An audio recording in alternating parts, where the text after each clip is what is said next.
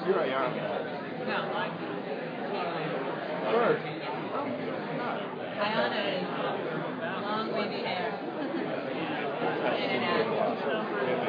What I was just saying to Mark, advised me was you're going to get an email from me. I sent you an email about my MIAs that I was down. The ACT guy came to my office and decided to do my financial business a little honor with that, a little tribute to that, and also let them network with people. So I decided, let's open that up to the overall Central Music area. I'm a big fan. Yeah, and also I like to come on audiences from time to time. And that's enjoyable out across the country, and I haven't heard of a specific network event for them from their community, so that could be really interesting. This could be a positive thing where they come in. So basically we'll have the honorees, will be the guys in the state, and then the general journalistic population, print media, print radio.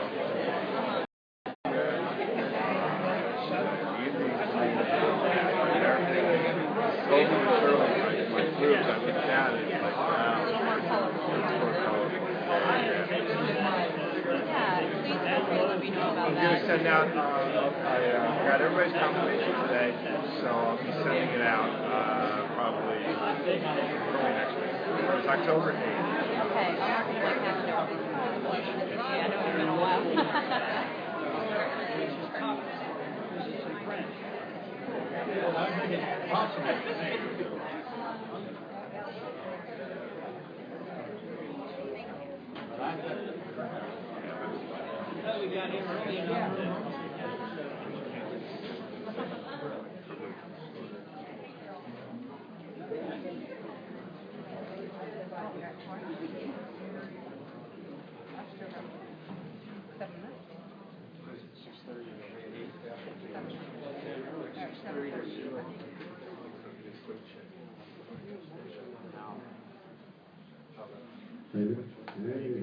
Hello, everyone. Hello. All right, we're doing a microphone check right now. Sounds good. Thank you.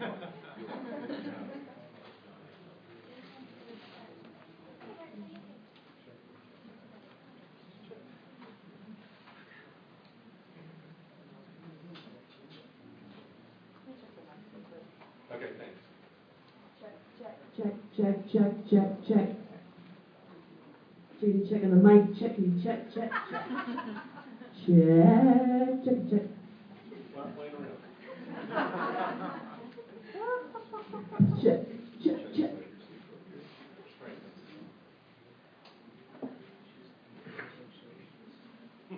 Did we check this one, Kim?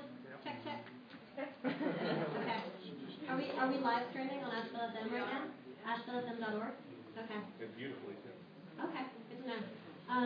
Well, thanks for coming, everybody. We're going to go ahead and get moving. Hopefully y'all have all found some index cards on your seats and maybe a pen to write down a question with. So if you want to write a question and pass it up towards the candidates, we will have a couple of volunteers. Britt, could you stand up? Britt and Diana's around here somewhere. Yeah, so just look for them. Hold your hand up if you have a card that you want to turn in and submit to our moderator.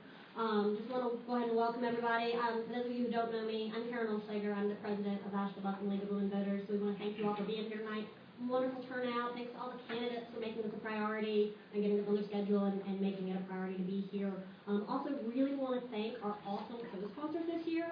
The Asheville Area Chamber of Commerce offered us up this wonderful space. We're very excited to be here. So much parking because this is located. Very, very excited about that. Also want to thank the Mountain Press and, of course, Asheville FM. So again, you can tune in to AshevilleFM.org if you work here. I guess you're here, so you don't need to tune in. If you want to listen to it twice, you could. Also, just want to remind everyone, so the League of Women Voters, we are a nonpartisan organization, so that means we do not support or oppose candidates or political parties. I also want to remind everyone that we're a membership organization. So we're able to organize events like this and our voter guides and our voter registration efforts by our member dues. So if you haven't joined the League, membership is open to men and women. It's $50 for an individual membership, and we have membership brochures out there in the lobby. So if you like what you see here tonight and really want to help us support these efforts, you can either donate or join the League. So I think that's about it. Thank you to our co-sponsors. Thanks to the candidates. Thanks for being here. And without further ado, I will go ahead and introduce our moderator, David Horan, WCQS News.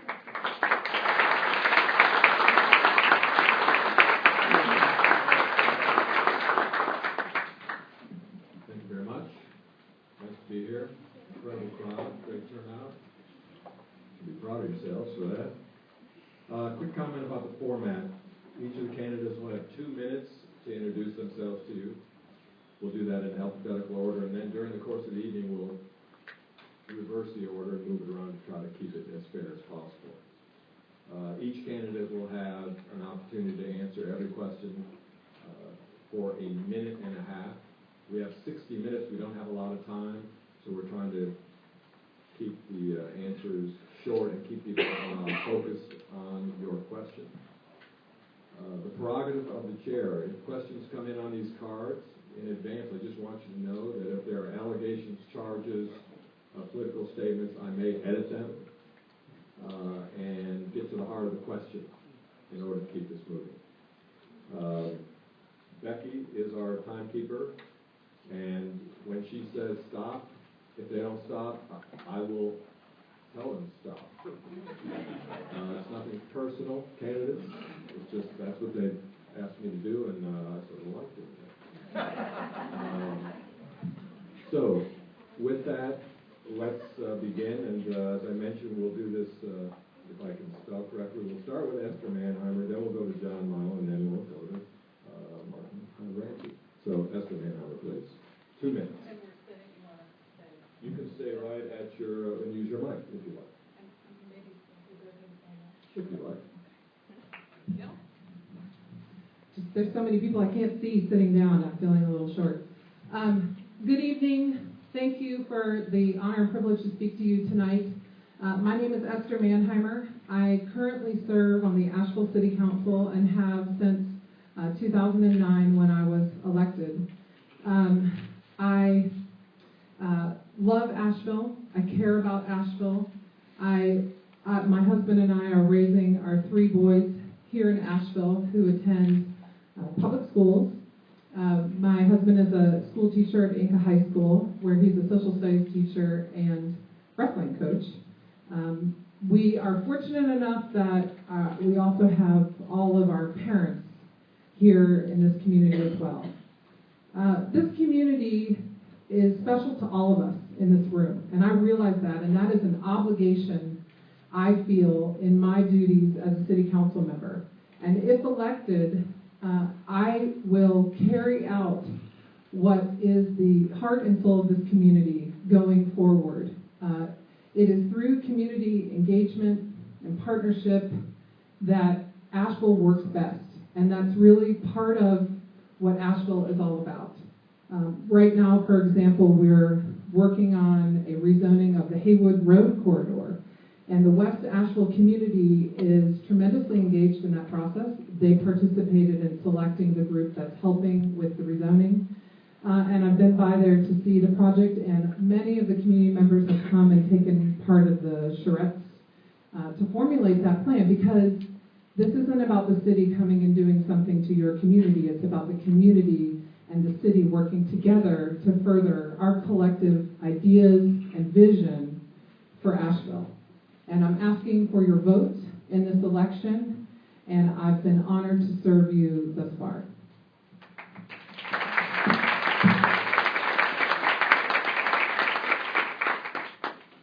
Good evening. Is this on? Yes. My name is John Mile. It's a pleasure to be here tonight and see so many energetic and interested faces. I'm encouraged we may have a good turnout in this year's election. And I also want to thank the League of Women Voters for this opportunity tonight. I'm an Asheville native, born and raised in West Asheville, graduated Asheville High School, Montreat Anderson when it was a junior college, and then later UNC Asheville for my 4-year degree. I have spent a lifetime in service to this community, a combination of 30 years with the city of Asheville. Had several roles there over those 30 years.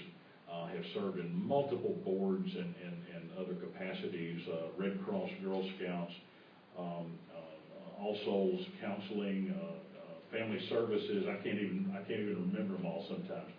The idea of serving this community is what appeals to me and what drives me forward into this campaign. That said, I would like to think that we have done and can do better than we currently are seeing in local government.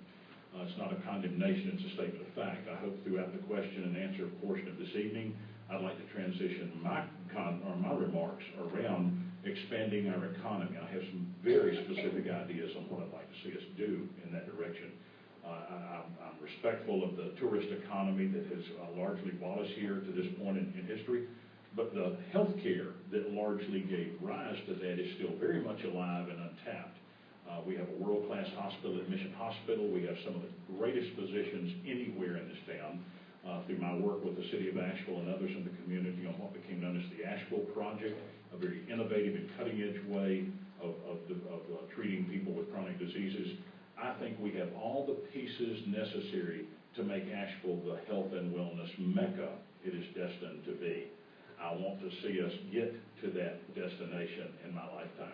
And I'm going to stop early. I'm through.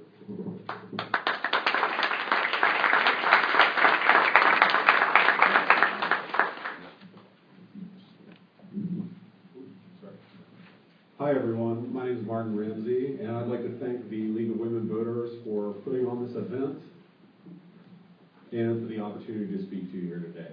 As we move into the 21st century, our city, state, and nation is at a point of crisis, and it is the young who are inheriting it, facing a future that by all objective standards is bleak.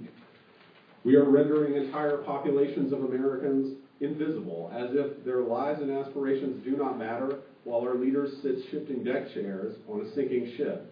The old logic and solutions do not conform to the needs of the day, and it is the goal of my campaign and my supporters to advance an agenda that stands in opposition to the consensus of wealth that dominates public life in our city. We believe that people can and should be making decisions about their priorities of their own money, and that is why we support participatory budgeting. We believe that doling out benefits and incentives to corporations to invest in our city is a losing battle with diminishing returns, which is why we support cooperative economic development that democratizes wealth and creates power on the job. To those who believe that it is impossible, we would simply point to the examples of other American cities who've implemented these ideas and ask why we should not consider them here in our progressive city. Another Asheville and another world is possible, desirable, and necessary. Let's start here and now and begin building the groundwork for a society and a city that we can be proud of, rather than a veneer that conceals the great inequalities of wealth and power that loom large over our city and nation. We have to demand a real alternative. The future belongs to us. It will be ours, wrecked or gleaming, and we're not going to take this lying down. Thank you.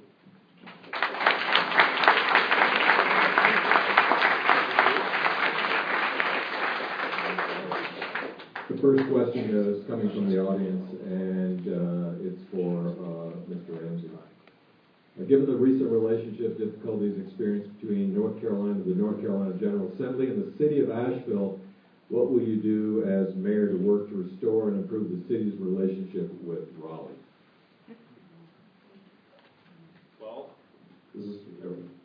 while I consider myself to be a generally affable person who can get along with most people, we have to realize that we're not being negotiated with in good faith. Good faith efforts have been made, and they've been largely rebuffed. And that's a reality that I wish weren't the case, and I would do my very best to remedy that in the short term and remove our current General Assembly. Thank you. John Mile, please. Is that a question? Yes. Yes, I would offer that part of the seeds for the current water debacle were perhaps sown many years ago when Asheville unwound the regional water agreement. I particularly thought it was probably time to get rid of that agreement. It hadn't functioned very well. But I think the people in Henderson County in particular were treated very poorly through that, and I think those ghosts have come back to haunt us. That said, I think the first step I would make is to you change? Okay. Yeah, just get a little closer. Turn it off. Turn the green one on. One mic away from the other. Okay, it doesn't matter. One of the things I would do is try to develop a better relationship with those folks in Raleigh. To the extent they're willing and want to have that dialogue, I'll be the first to try and have it.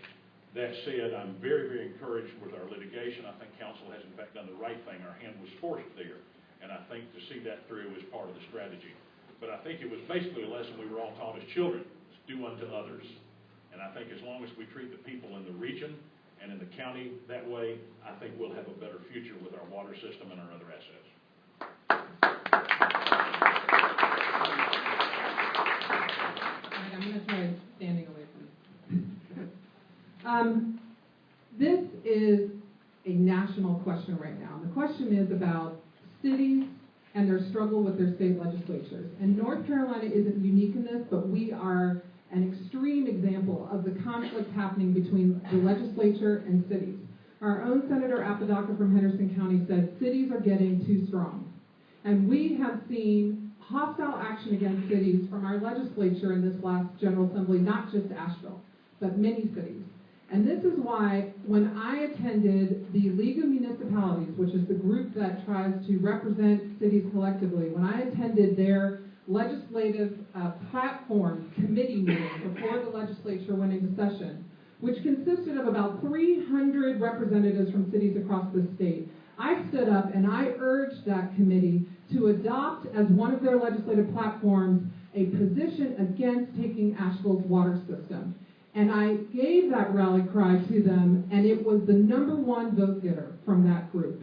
This is going to require work between all cities in North Carolina to work with our legislature to educate them about the function and need for cities in North Carolina, and not to try to diminish us or harm us, but to work with us going forward. I, of course, also would urge everyone to vote to change the current party in control of our legislature, because ultimately that may be what's required.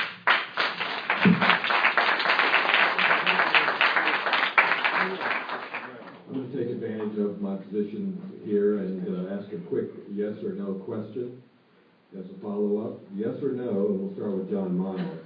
Would you vote to drop the city lawsuit challenging the General Assembly passed law that transfers ownership and management of the Asheville water system to a regional authority? No. Martin Rosen? I also support the water lawsuit going forward, so I would not vote for that. Esther Manheimer, please. No. The next question that comes from the floor is, what will you do to keep Asheville growing economically in this recession? Basically, what is your stance on tourism as a form of economic growth? And we should probably start with John Miles. Okay. Thank you, David. As I said in my opening remarks, I have a tremendous vision that came to me years ago in some of my work around the nation in healthcare over the last 15 years. I was going downstate to speak to a group, which I do a great deal of in this part of my life, and I passed Durham on the I-40 stretch through Durham, and they have a great city limits sign there that says, "Welcome to Durham, the city of medicine." And I thought if I had Duke in my backyard, I'd say the same thing. But it occurred to me, driving down the road, why don't we have signs that say, "Welcome to Asheville, the city of health and wellness"? Together with Mission Hospital and the physicians here, the culture that gave rise to the Asheville Project, the same culture, the same people that created Project Access, which is still one of the most replicated models for providing care to indigent patients nationwide, all of that came here. The pieces are here.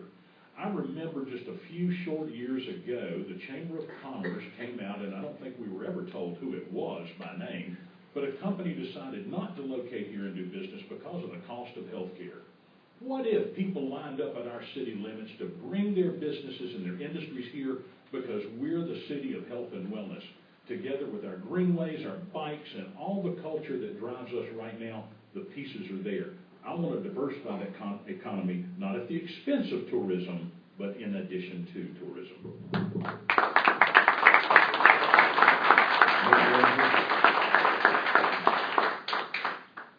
Cooperative economic development is a part of my platform, and I think that we should take an example from Cleveland, Ohio, which has successfully implemented a cooperative economic development strategy by utilizing what they refer to as anchor institutions, such as major hospitals, for example. In their case, Johns Hopkins Hospital spends $2 billion a year in goods and services in their community, and none of it was being directed into a neighborhood that had been devastated by outsourcing, capital flight, and white flight.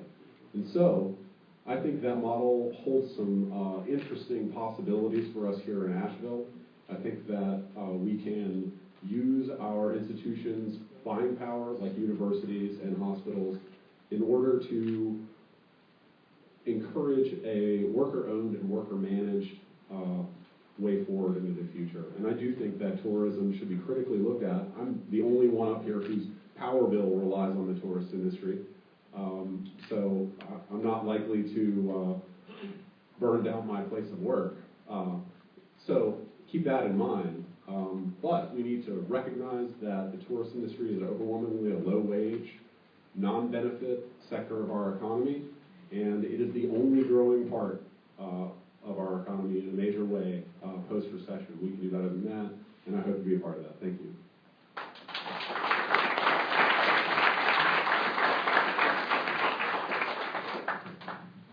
Asheville is very lucky right now to enjoy the lowest unemployment rate in the state. And we also have currently the highest rate of job growth. With that said, though, and bringing in companies like Linamar and New Belgium, the job is not done.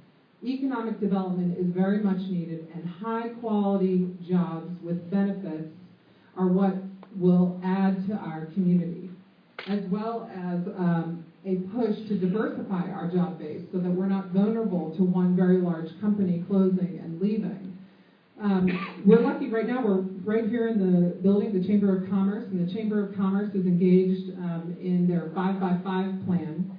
The city and the county and others partner with the Chamber in that effort, and what the 5x5 plan talks about is recognizes all the different economic development areas that Asheville is already working on and can strengthen themselves in. For example, the arts.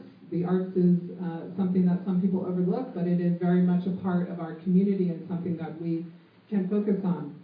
The city has recognized that it needs to play its part and push for economic development, and it has.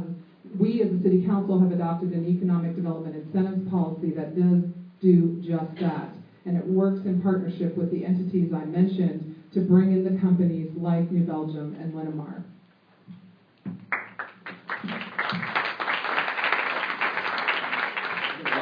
I'd like to ask a quick follow-up on that, and we'll start with Esther Manheimer. What experience do you bring that would aid government efforts to create private sector jobs?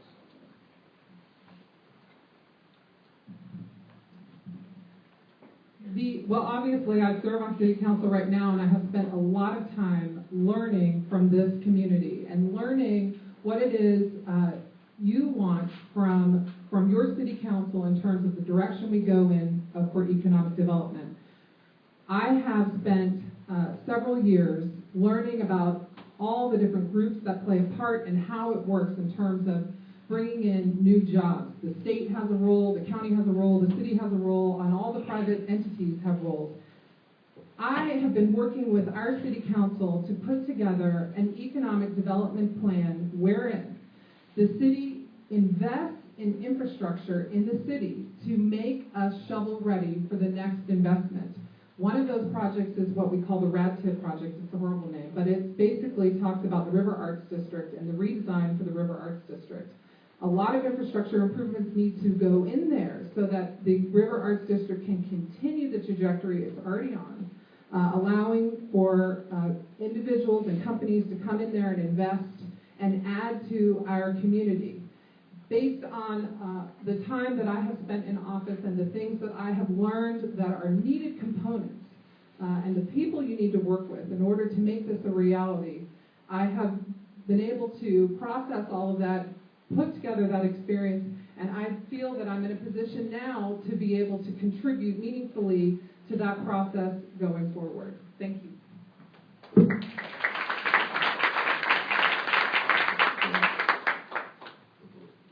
Yes, I would say as a contrast, rather than planning and designing and hoping for, I've done it.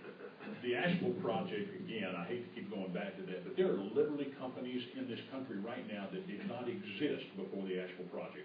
I recently left an employment relationship with a client group out of Virginia, a $35 million capital investment from Walgreens that launched that off the ground.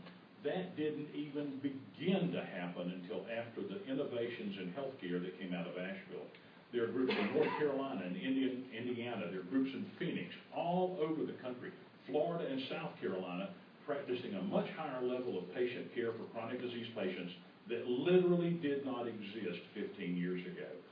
I've done it. I've led the charge. I've seen what's possible, and again, it's part of that vision I have for seeing Asheville take it to a whole other level.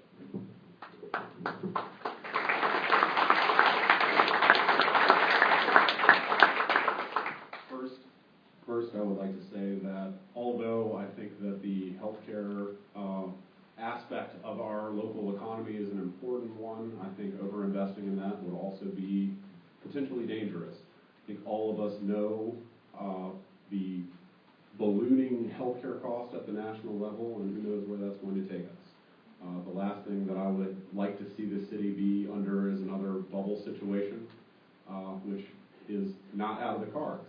And also, I categorically reject the notion that technocrats have been doing a great job of leading our country in terms of economic development, and I think that we can utilize different methods rather than smokestack chasing businesses that are providing jobs in the hundreds when we are approaching 100,000 people. We need to do better than that. Thank you.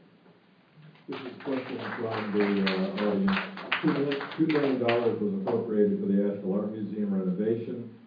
Why does this project take priority over other worthy city improvements?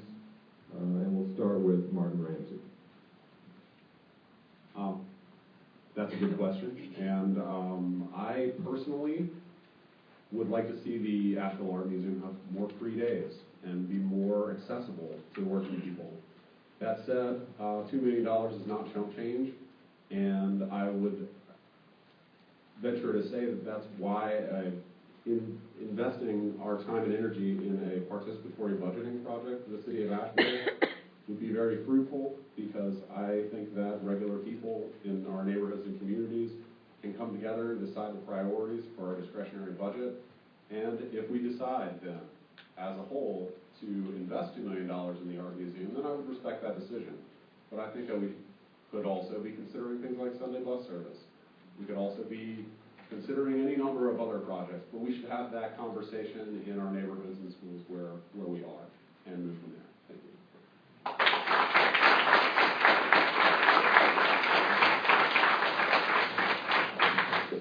Bus service indeed. Our streets are crumbling. Our sidewalks, if they exist, are almost unwalkable. We have infrastructure needs that are not being touched, and yet we're hit with a 12% increase in costs. I'm careful to say not taxes. With a 4-cent tax increase, and the great sleight of hand that was perpetrated on us taxpayers this year in the budget process was they took the $3.50 for recycling, which almost none of us minded paying. I certainly didn't mind paying that. It went away as though we had been done a favor. But in its place comes a $7 fee. As best I learned math in the public schools in this town, that's double what we had paid in the past. They'll now pick up my trash and recycle my recyclables.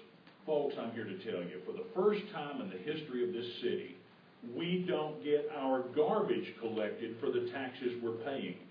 This is like giving $2 million to the art museum is like planning a trip to the beach when I can't even pay the rent. We've got to get the basics first, and then we can talk about the things we want to do, like give money to a museum.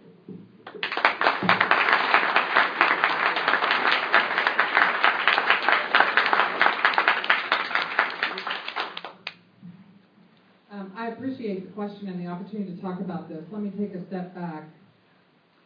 We talked about the legislature and what the legislature threatens to do to Asheville. Well, what do we need to do to insulate ourselves from that threat? We need to be able to rely on our own fiscal health, and that's what we're doing. We need to make investments in our community that will give us a return so that we can rely on our own revenue. The city of Asheville, we as a city council raised taxes 4 cents. What are we doing with that money? We are putting it into sidewalks. We are putting it into roads. $60 million worth of capital improvement investments in the next 5 years. Asheville owns the Pack Place building, and it is only contributing 10% to an art museum. Enhanced art museums in your downtown prove that you will get a fiscal return. They raise property rates in the surrounding area. They bring in additional property taxes. They pay for themselves in short order. But it brings something more to our community. We're not going to be a dead town you drive into because your city council didn't make the decision to invest in your community, to make sure that it is a great place for all of us, and keeping in mind the balance needed, and investing in things like sidewalks and roads, but in addition into things like arts, which brings all of us to a higher place.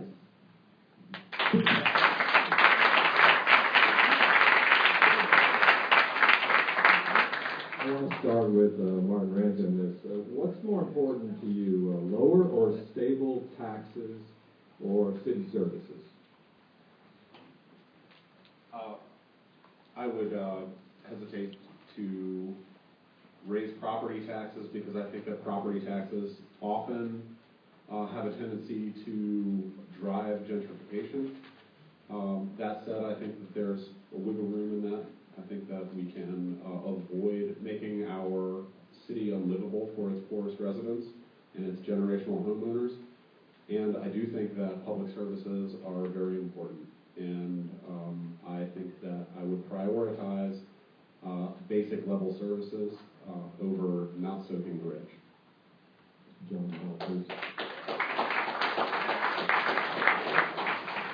Let's rewind the clock just a bit.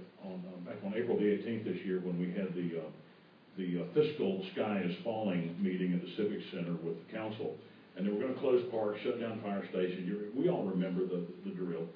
And of course, almost none of that had to happen. But what played out in that process, I was careful to listen. And you go back and look at the record, it's very clear.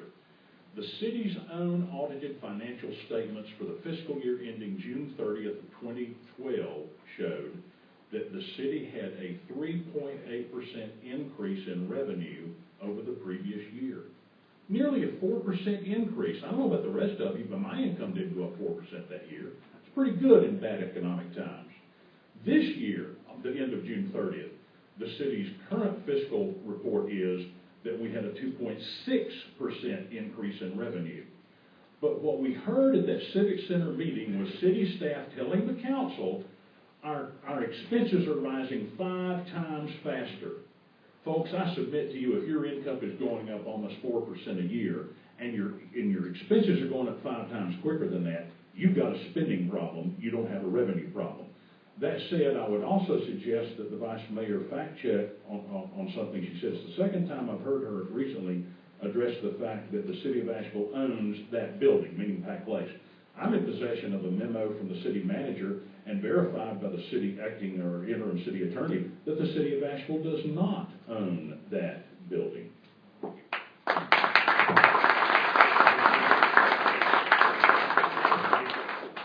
I've reviewed the lease, and it's up next year, and we can take the building back then if we want to. And we can take the building back for $1 if we want to in 2037. It's a complicated real estate structure.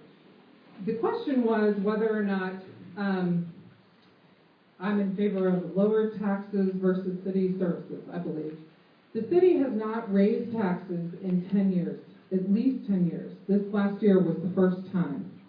Our tax rate is very competitive. When you look at tax rates across the state, it is not high. I was in Black Mountain yesterday making a presentation at the Highland Farms and showing them a slide which shows that our tax rate is fairly low when you look across the state. That being said, you do have to pay for city services. Police and fire services do not bring revenue. Those are things that cost money, and that is over half of the general fund, which is around $90 million here in the city. And one of the things that contributes to the high costs here in Asheville is that of cities greater than, I believe it's 50,000, we have the greatest change in daytime to nighttime population. We grow in 50,000 people a day come into Asheville. And what that means is we have the highest per capita call volume for police and fire responses. So we have great financial pressures to manage all of the issues that the city needs to provide and provide services for. Quick follow-up, Martin, a quick follow-up on that, if you don't mind. Did you have an opportunity to answer that question? You want to answer that question? You'd already answered it. Sorry. I want each of you to identify essential services beyond police, fire, and garbage. What are essential services beyond those three? I don't want to hear anything about police, fire, and garbage. What are the essential services that the city should be providing? And we'll start with Martin and Rand. We should maintain control of our public water system so as to help guide our the development of the city. I think that affordable housing should fall into that category. I also think that municipality should invest heavily, especially in education as well, because it's crucially important and is being defunded at the state level and the federal level to a great degree. And those gaps are going to have to be filled somewhere. It's not like we can just decide not to pay for the coming generation's education.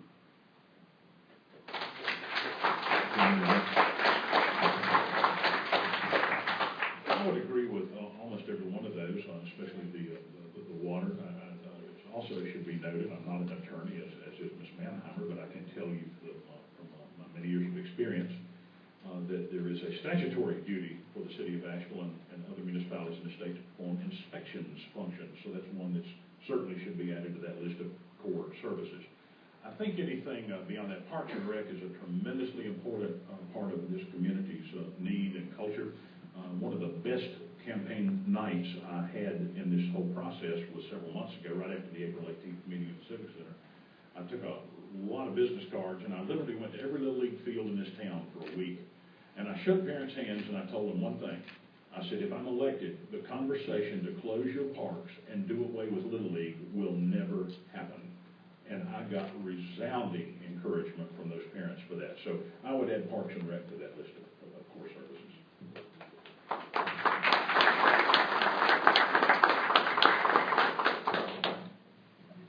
The city, in addition, provides stormwater mitigation services.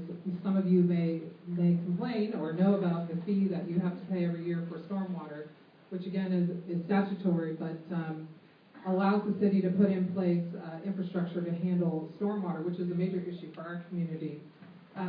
Public works that goes along with it, public works managing all things from roads, sidewalks, and managing those stormwater projects. And of course, planning and permitting on the operation side, but planning to deal with, on the policy side, the vision we see for our community going forward.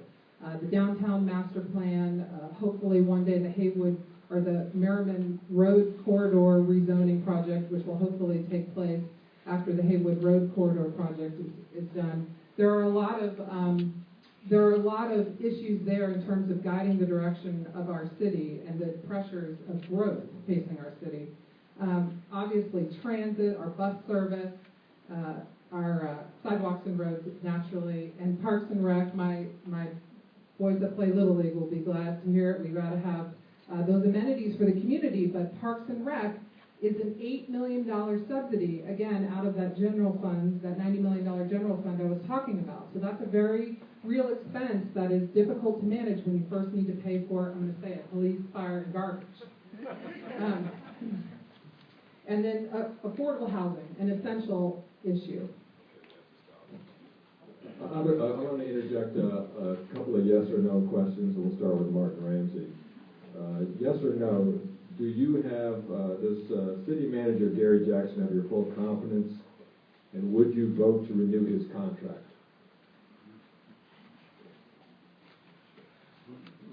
I think a city manager, you wanted a yes or no question? Yes or no. The city manager system. Yes or no? No.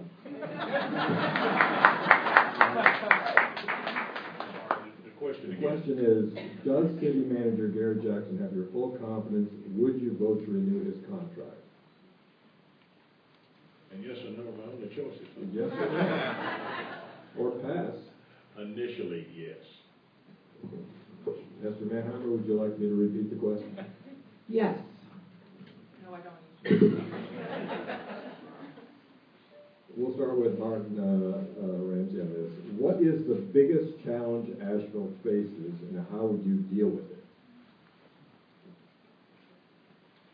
I think the biggest challenge that Asheville faces is articulating a way to develop our economy that respects the limits of the ecology of our state and provides basic services and powerful, meaningful work to a community that is largely under the thumb of a low-wage future. Thank you. I think there are two overriding concerns I would address as an answer to that. One is our current law enforcement situation. We have a situation where we are, I'm told by multiple members of the Asheville Police Department staff, we are 30 positions short on patrol. Now, that's not to say 30 cop positions, but we have a number of officers, sworn officers, who are pretty much dedicated to administrative duties. And in my ride-along recently with the Asheville Police Department, there was a scramble to get people in from off duty and pay them overtime to cover for other shifts that had to cover for a very horrific accident the shift I was riding with had to take care of. I have a letter in my pocket right now from a police officer just the day before yesterday. He wrote to his colleagues. He thanked the city. He thanked his supervisor. He appreciated the opportunity, but he's leaving for a job in Wilmington. I saw an officer from Woodfin today at lunch who is a former Asheville police officer. Typically, Woodfin doesn't have as high a starting pay as Asheville. These people are leaving in droves, so I think that's problem number one. We've got to find out what's wrong inside that police department to fix it, because it's a safety issue for public safety and officer safety if they're short that many patrol staff.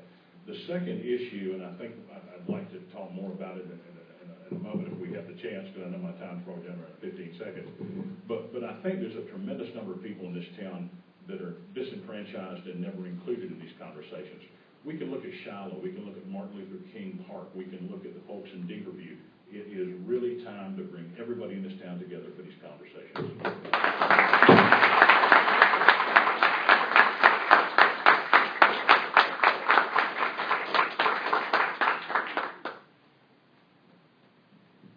The biggest challenge, I think, looking very broadly at Asheville, is ensuring that we are able to keep the quality of life we enjoy in Asheville now and going forward.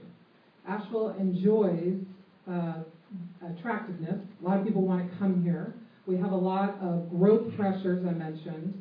We have businesses that are looking to locate here, but it's incumbent on us to help shape the future of Asheville. If it goes unmonitored without policy direction, we might end up with an Asheville that we don't care to live in anymore, that doesn't provide us with the quality of life we enjoy, that encourages one another to watch out for each other, to meet your neighbor in the grocery store, enjoy these beautiful mountains.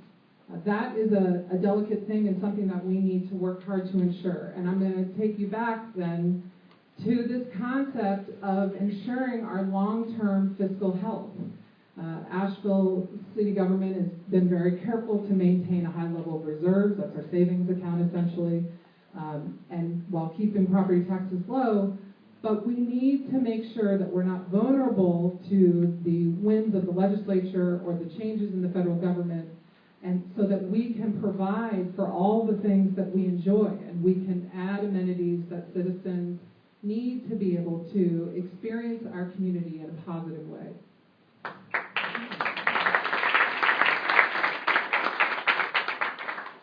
I would like to hear each of you tell us what role city government actually plays in the creation of affordable housing. We'll start with Esther Manheimer.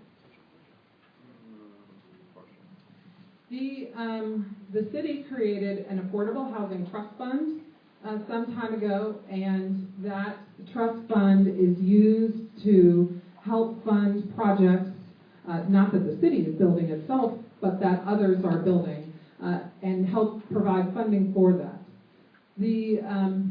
One of our local groups, Mountain Housing Opportunities, is one of the biggest participants in affordable housing construction. And the city has been fortunate to partner with Mountain Housing Opportunities to provide funding to build several projects that you may see around town. The Larchmont up here on Merriman, they're working on the Eagle Street Eagle Market Street project, and there's a very large project down in the River District that they have engaged in. So the city could choose not to play a role at all in affordable housing. It could, any city can do that. They can elect not to participate in that. But that does not reflect the values of our community. Our community has expressed an interest in supporting affordable housing and ensuring that there are opportunities for all in this community. And the city council has increased the Affordable Housing Trust Fund in order to be able to do that.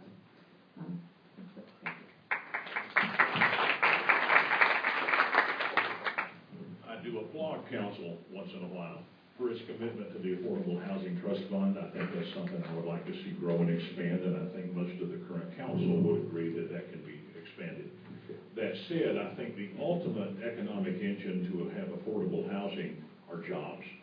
Getting our industries, getting the economy in a better position here, diversifying away from tourism, and again, not to the exclusion of tourism, but new jobs. 20 plus years ago, the city of Charlotte, if any of you were down there in those days, the city of Charlotte was an absolute mess. It was the ultimate urban blight. Charlotte sat down and had a very healthy, robust conversation, Charlotte and Mecklenburg, and decided what industry, what one thing can we go after, and we want it to be green, we want it to be clean, we don't want a lot of pollution, and they came up with banking. Let's make Asheville and this region the city of health and wellness. We can do it.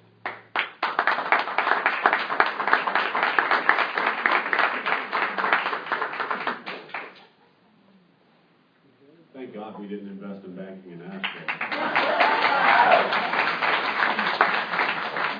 Because it's a blight and a parasitical industry that is producing zero productive wealth. They produce nothing. They produce interest and payroll for their top employees, and they're also wrecking our democracy. So you'll hear no plaudits from me out of them. Okay, that said, affordable housing is a good thing. We should double down on investing in that fund, and I think that we should also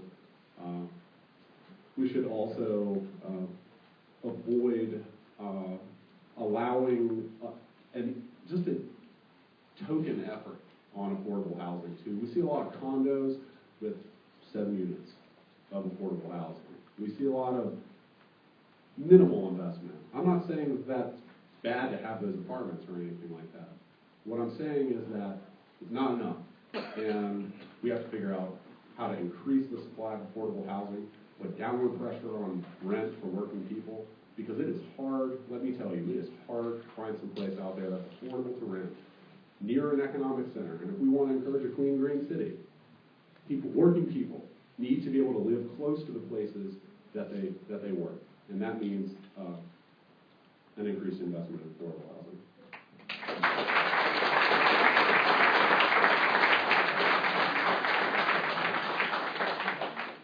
Let's start with John Mile on this. The General Assembly at some point may impose a new system of governing the city of Asheville. An expanded city council is possible. District elections are possible. Describe the upside of district elections and an at-large, obviously the continuation of an at-large election of the mayor.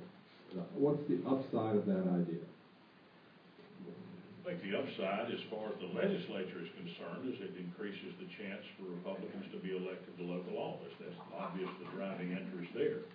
That said, I think the upside perhaps is that we if you can call it upside. No, I'm not going to go there. I've answered your question. I can obviously see a downside, and frankly, the downside is. In my career in city government, I saw the giants in this community. I can name names. One of them sitting here tonight, Ken Michael, Lou Bissett, Billy Walcott, the people that had an entire community's interest at heart every day. And when I saw that start eroding about 15 or 20 years ago, it came about when little groups of people around town would say, well, I want this for my neighborhood. And neighborhood organizations are great organizations, but it makes us very myopic. We don't see past our own curve. And I think we institutionalize that mentality with district elections. I am very afraid that will further harm Asheville. We still are able to function in a cohesive way. We can have leaders that have a great vision for the entire community and not just the little segment of it that they represent.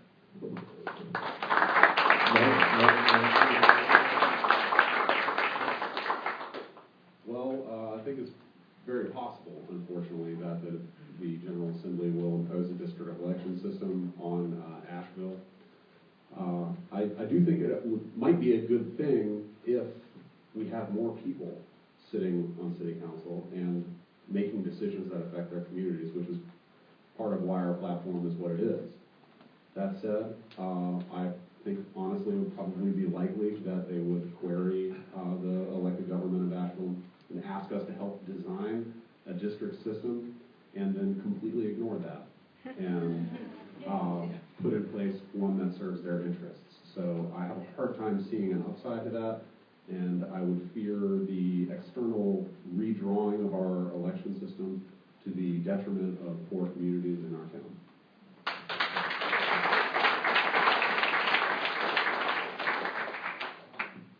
I agree with what the other two candidates have said about the issues involved with district elections.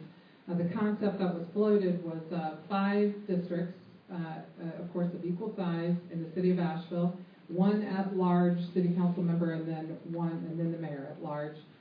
That was the concept floated, and the legislature was going to graciously allow the city to draw the districts, but then subject to the legislature's approval. So who knows if that would have been approved. The upside, of course, is that you might get representation from communities that are not historically represented on city council. And that is a thinking for the proponents of district elections. And there's, academically, there's something to be said for that, and there's definitely a conversation to be had about that. Asheville's a little small, though, for districts. Typically, districts are present in larger cities. And so it's difficult when, in our last mayoral primary, how many people voted? I'm not asking how many in this room. How many total people voted? 7,000 approximately. So out of a town of 85,000, you could see that a district election might be somewhat skewed as a result. So I'm not sure how effective it would be in Asheville.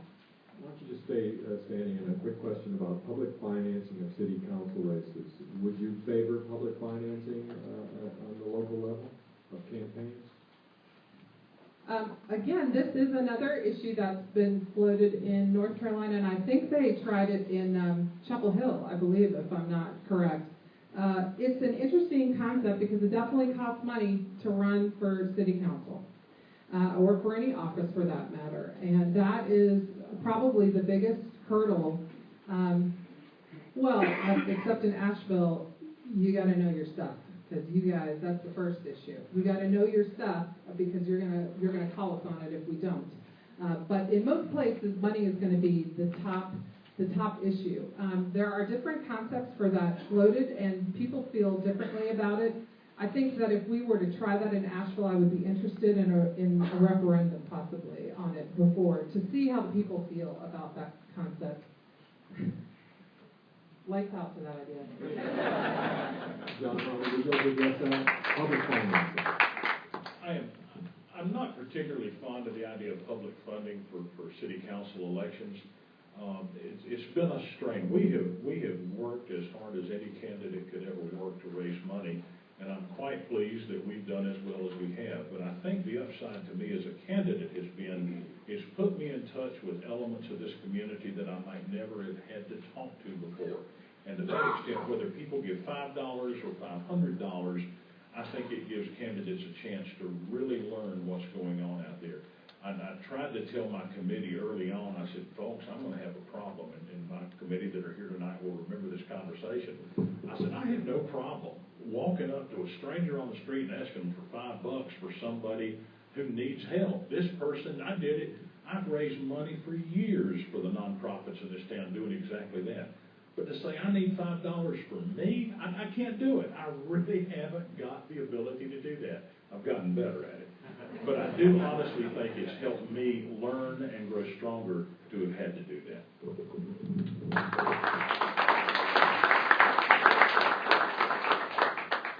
Public financing for city council elections certainly would have helped me, because we have almost no money, and we've made a run at this. And I think that the worst part about the democratic system in our city and in our country is that money dominates the conversation almost entirely. And the further up the chain you get, the more difficult it is to hear voices like mine speaking to you today. And I would support public financing of campaigns for city council.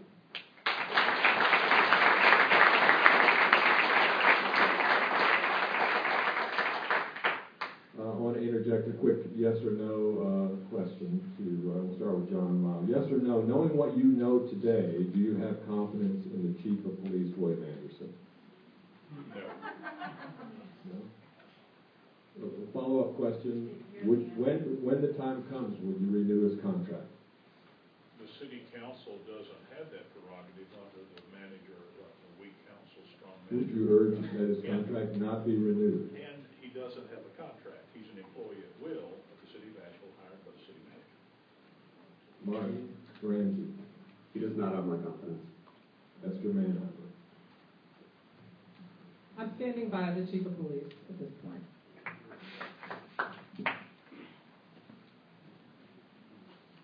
There's a question from the audience that has to do with public education, which we haven't addressed at all. And we'll start with Esther Manheimer. Do you favor merging city and the county school systems?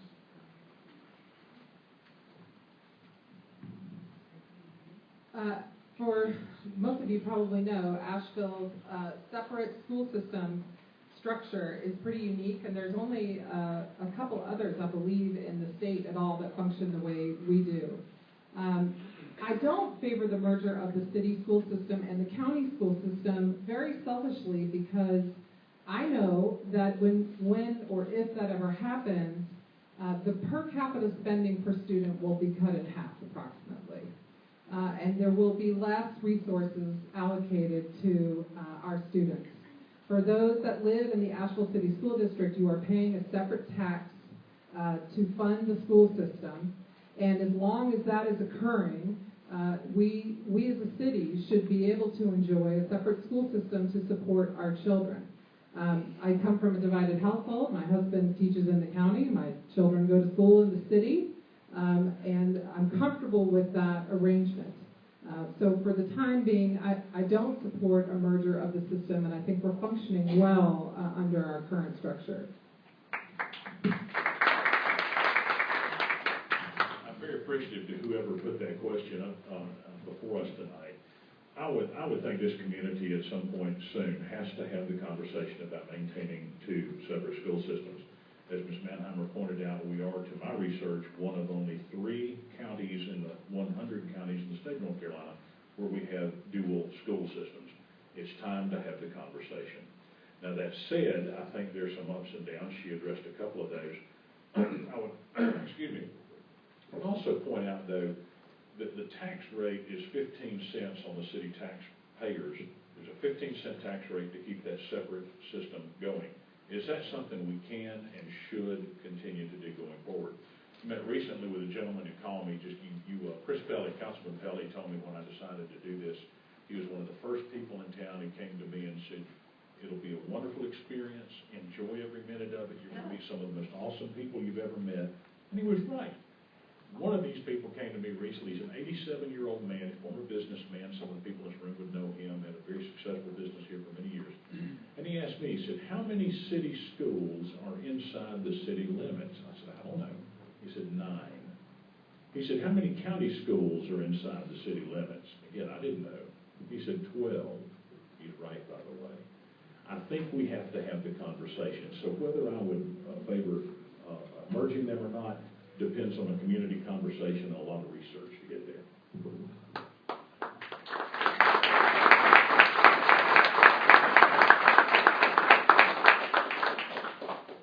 I do think that we need a robust public education system in this country.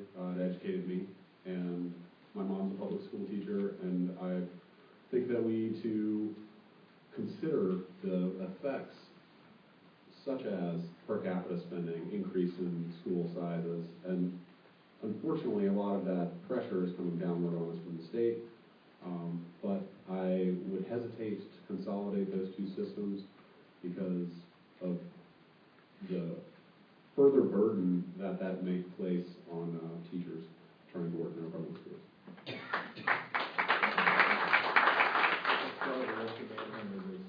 With this question, do you support the decision by the General Assembly to end involuntary annexation?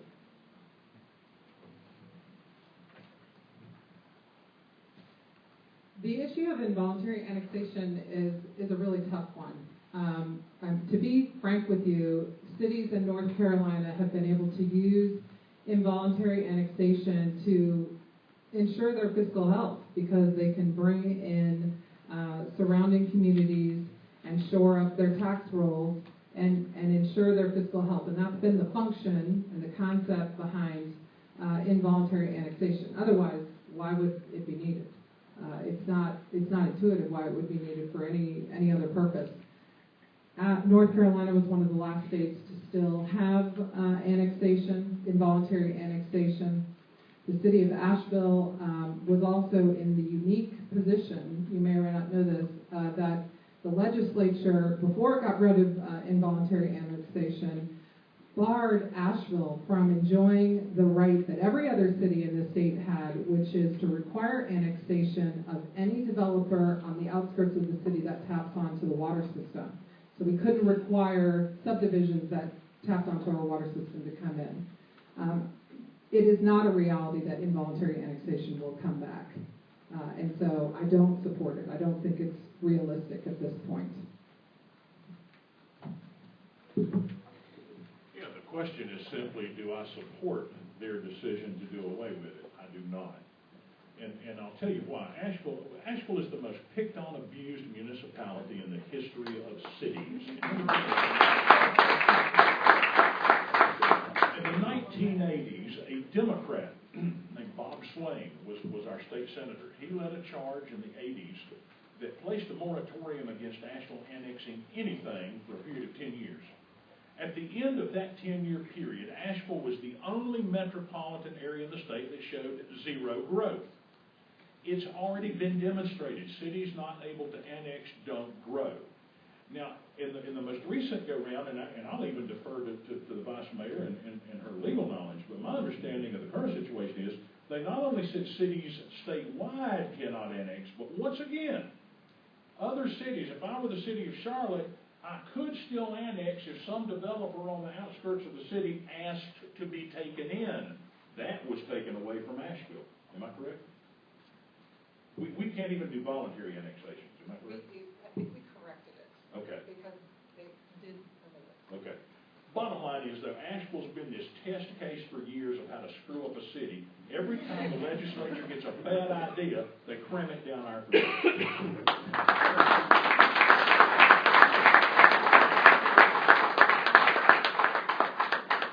I think it's a bad thing that we are perpetuating an asteroid belt of architectural garbage around our city.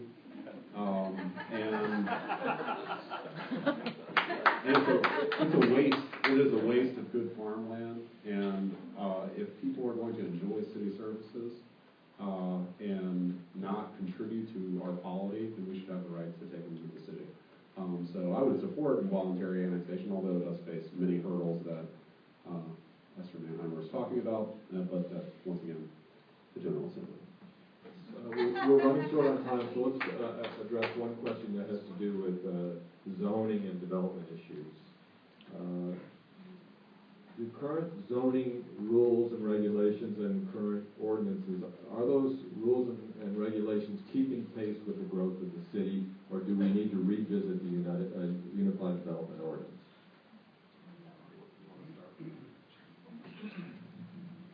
Our Unified Development Ordinance, or UDO, is pretty dated at this point.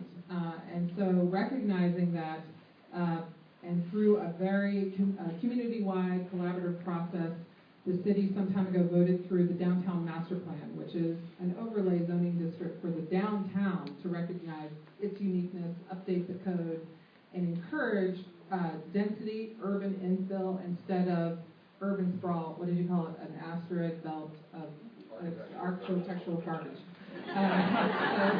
So to make sure we're not going in that direction, and instead encouraging dense urban infill. We are now doing, I mentioned the Haywood Road project also, because that is another growth area, a lot of pressure, and that community really wants to shape what it looks like in the future, as it should. And so I think, to answer your question, we do need to change the UDO. We need to update it, but we're going to do it in a newer way, working through our urban corridors first, so that we can address what Merriman Avenue looks like, Hendersonville Road, Sweeten Creek, Charlotte Street, Haywood Road, major urban corridors, and do it community by community by community, instead of trying to just say, well, we're going to rezone the whole city to update it. That's a very difficult task, and it doesn't capture the uniqueness of the different areas of our town. So while this process is a little bit slower, I think it has the advantage of getting it right. The question was in two parts, basically, is it currently keeping pace and does it need to be changed? The answer is yes and yes. With the change in the annexation laws, I think everybody's heard and would pretty much agree that I've talked to, Asheville is going to see denser growth. Density is going to bring its own unique challenges. Some years ago, we had an interim city manager, was a delightful gentleman. I've actually stayed in touch with him over the years. His name was Bill Ferris. Bill came here from Wilmington, where he had been the city manager previously there, but was also had a history as an urban planner. That had been his start in municipal government. Bill and I once toured West Asheville looking at some problems over there, and he pointed out to me, he said, this is the most perfectly designed piece of Asheville. And I said, how so? I grew up there. How did you come to that? He said, look at Haywood Road as the main corridor. That's the backbone. And all the residential streets coming off it like ribs off of a fish spine. And I thought, oh my God, growing up, we walked to church, we walked to school, we walked to the grocery store, we walked to the barber shop. We rarely ever got in the car to go anywhere. I'm saying that to say that the other thing that occurred to me is I've heard recently council talk about multi-use. It was absolutely fascinating to me. The first job I ever had was my manager, Tom. We worked at the old Palace drugstore in West Asheville. And Tom, overhead, there were people that lived overhead in that drugstore, weren't there? Bobby lived overhead of the drugstore. Martha may have lived upstairs over the bakery. We didn't know what multi-use was. There wasn't such a term. That's how we grew up and how we lived. I think we'll go back to that, and our planning and zoning will probably have to accommodate it.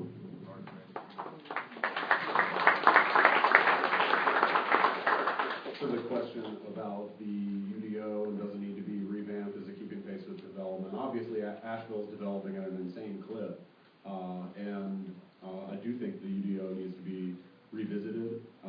For anyone out there who thinks that we have serious pressures on the ecology of our world, we need to recognize that dense building in urban centers and that sort of thing is a very important way to green our city, because we need to get people out of their cars, we need to get them walking around, being able to walk to work, being able to bike to work, and density and development will make also for a better functioning public transit system.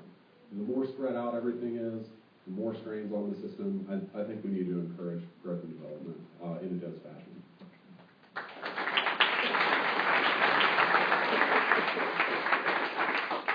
We're going to hear closing statements at this point, and we'll start with John Miles. Again, my thanks to the League of Women Voters and to David for his great job tonight. Thank you, David. I want to talk just a little bit about visions. I've stated clearly, I think, what I would like to see us do. I think we have to become more fiscally responsible in the city of Asheville. if our expenses are growing at 5 times the rate of our revenues, and our revenues are up, then perhaps we need to get control of our spending. But there's an element of this town that we've not addressed tonight that over the past year I've become very aware of. My wife and I, through our church, volunteer each one Sunday a month to feed the homeless down at Pritchard Park. There are different churches that take on that mission. It is absolutely astounding to me the impoverished people that we see. One husband, wife with 2 children that are regulars there. And the kids often have some school books or a notebook during the school year. I'm thinking, where do these kids sleep? Where do they do their homework? I've seen things in the past year that frighten me. And until everybody in this town has the same opportunity and the same opportunity to advance and to grow and to matter, I don't think we've met our core needs as a community.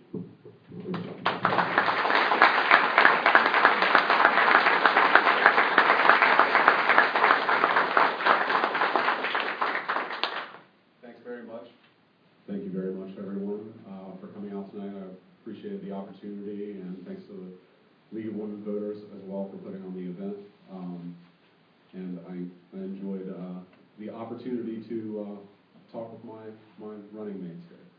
And it's my opinion that Asheville will grow. And the question to me, as a young person who is making a life here, is who is it going to grow for, who gets to benefit from it, and whose voices don't get heard in the process of that. And I would like to be part of a movement for an egalitarian future that, like Mr. Miles was just saying, where everyone gets to matter and where we respect the limits of our ambitions in terms of chopping down every acre of trees and despoiling the world around us, but at the same time encouraging the kind of growth that we do need, growth that empowers people, and an economic plan that can help get us there. So thank you for coming tonight.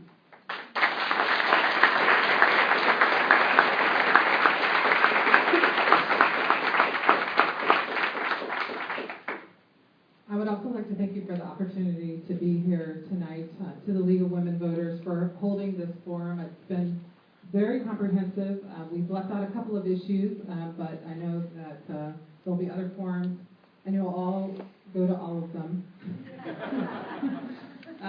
We didn't talk a lot about multimodal transportation. We didn't talk a lot about environmental issues. These are major issues in Asheville as well, but there will be other opportunities to do that. This is a community that we cherish, we together. And the way I see this, it's not us versus them.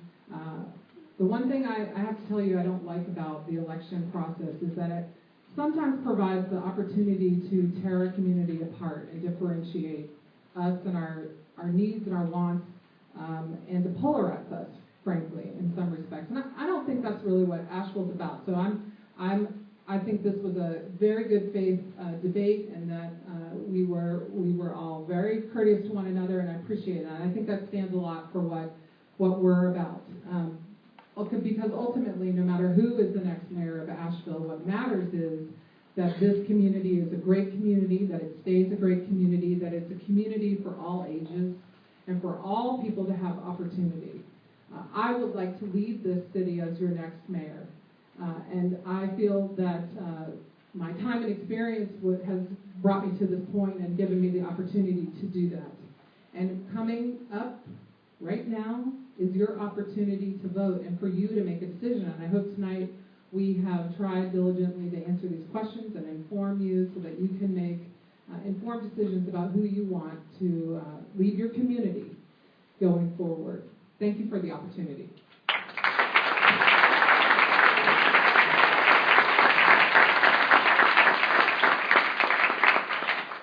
Just a quick reminder, the primary election day is 3 weeks away. Early voting actually began today. I'd just like to say thanks to these 3 people for their willingness to serve, and thanks for coming out tonight and listening.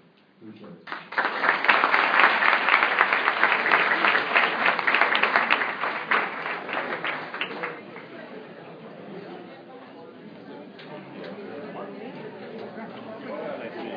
you.